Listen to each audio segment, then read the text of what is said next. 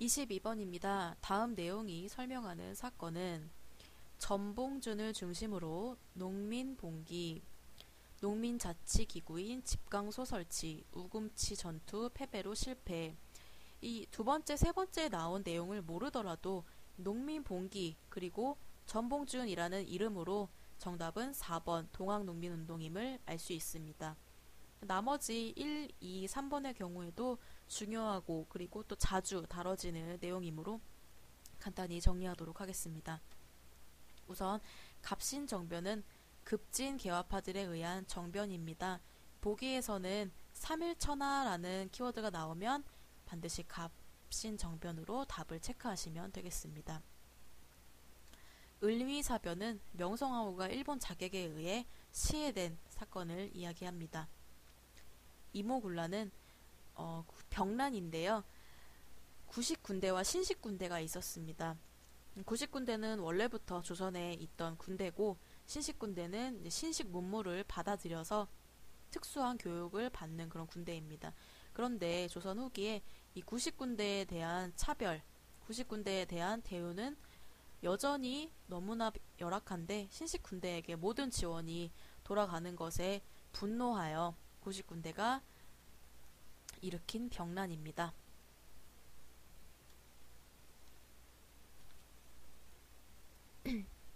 23번 문제입니다. 다음은 어떤 역사적 사건을 검색한 결과이다. 기억에 들어갈 용어는 배경을 보겠습니다. 민족자결주의 28 독립선언 전개 민족대표 33인의 독립선언서 발표 결과 대한민국 임시정부 수립의 계기 마련. 보기에 따른 정답은 3.1운동입니다. 3.1운동으로 인해서 대한민국 임시정부가 수립되는 계기가 마련이 됩니다. 나머지 보기에 대해서도 설명을 하겠습니다. 물산장려운동은 일제의 수탈이 극심화되면서 경제적인 운동이 일어난 사건입니다. 내용으로는 물건을 아껴 쓰고 담배를 끊고 술을 줄이고 이런 운동도 포함되어 있고 우리의 토산품, 국산품을 애용하자 이런 움직임도 있었습니다. 3번의 60만세 운동은 3.1운동 이후에 일어난 활동으로 순종의 장례식 행렬을 이용해서 일어난 거국적인 만세 운동입니다. 4번의 광주 학생 항일운동은 말 그대로 광주에 있는 학생들이 처음으로 기획해서 일어난 항일운동으로 시작은 일제의 차별대우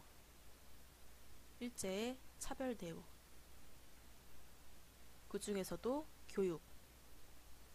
교육에 대한 차별에 항거하여 일어난 항일운동으로 나중에 전국적인 항일운동으로 발전이 됩니다. 이 순서는 3.1운동이 1919년에 일어났습니다. 그리고 60만세 운동이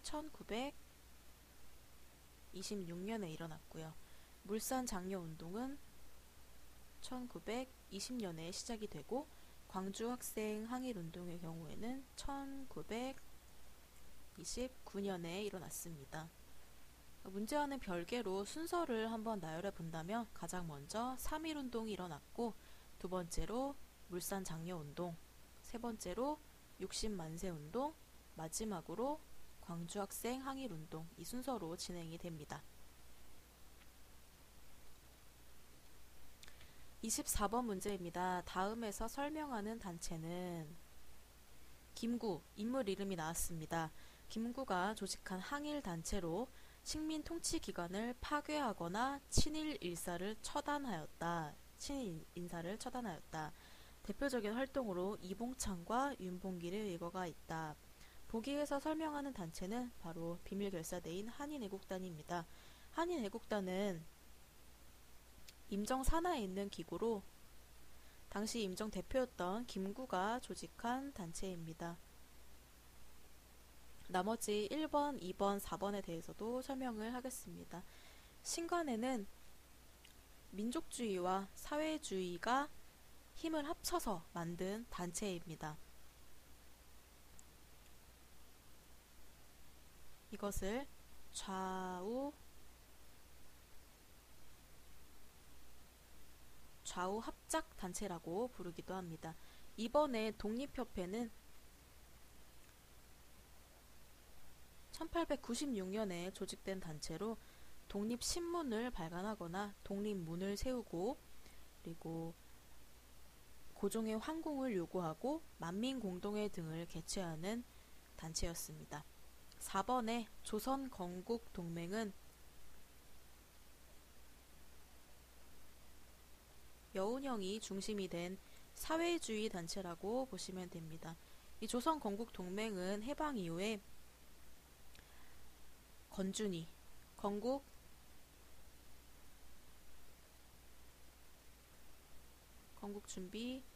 건국준비위원회로서 활동을 하게 됩니다.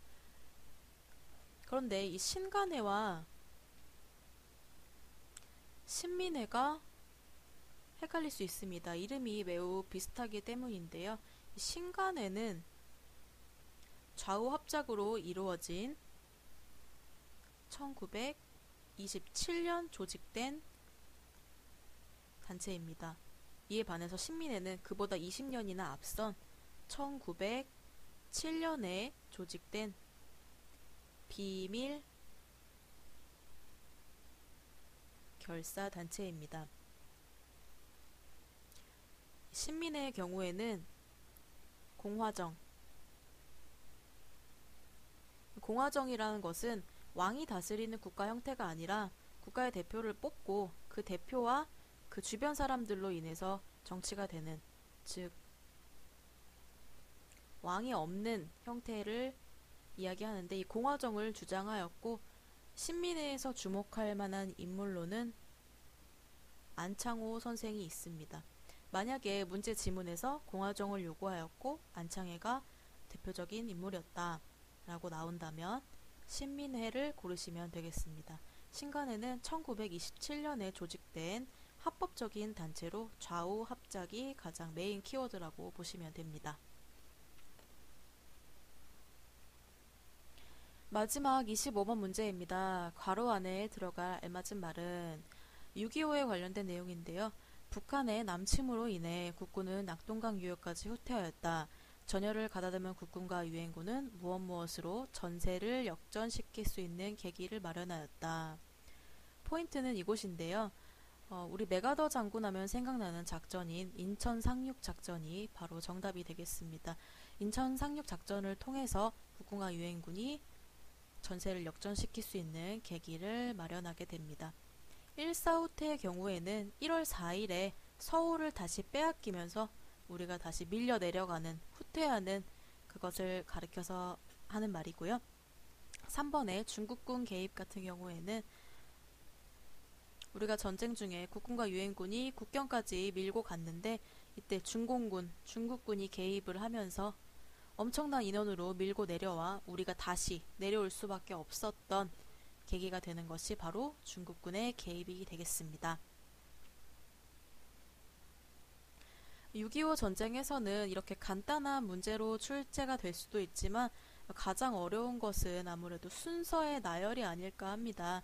이 순서의 나열 같은 경우에는 외우지 못하면 틀리는 문제로 이어지기 때문에 반드시 꼼꼼하게 살펴본 분들만 자신있게 답을 고를 수 있을 거라 생각되는데요.